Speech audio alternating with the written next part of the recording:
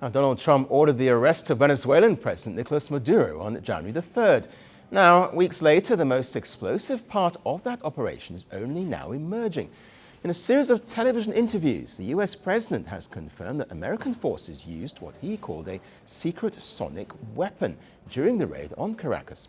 Trump gave no technical details, but he left no doubt about the message. We have weapons nobody else knows about. And I say it's probably good not to talk about it, but we have some amazing weapons. That was an amazing attack. Well, those words have triggered global alarm and a growing debate over what really happened on the ground that night. Caroline Leavitt, the White House press secretary, shared what she described as testimony from a Venezuelan security guard who survived the raid. The account said US forces released a powerful wave of sound.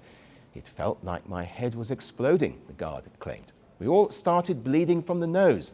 Some were vomiting blood. We fell to the ground and could not move. Well, now the US has not provided medical records, forensic evidence or independent verification of that claim, but it has not denied it either. And that has drawn an immediate response from Moscow.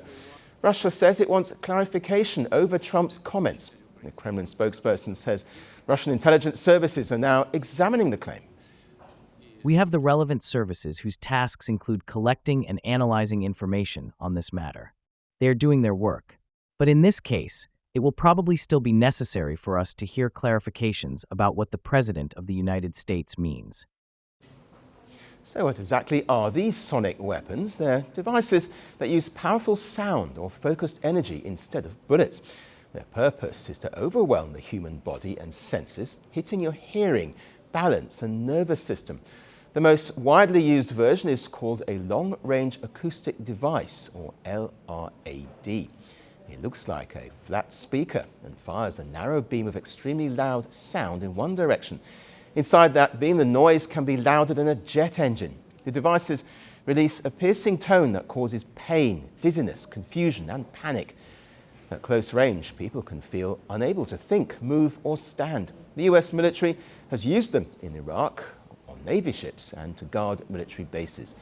But they're meant to be non-lethal. They're loud and disorienting, but they're not designed to cause internal bleeding. And that's why the claims from Venezuela have raised doubts. But what is certain is that the operation was deadly.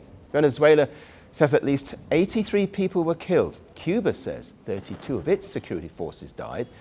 And the White House confirmed that at least 7 US service members were injured. Maduro and his wife were captured and flown out of the country. The technology used to make that happen remains classified.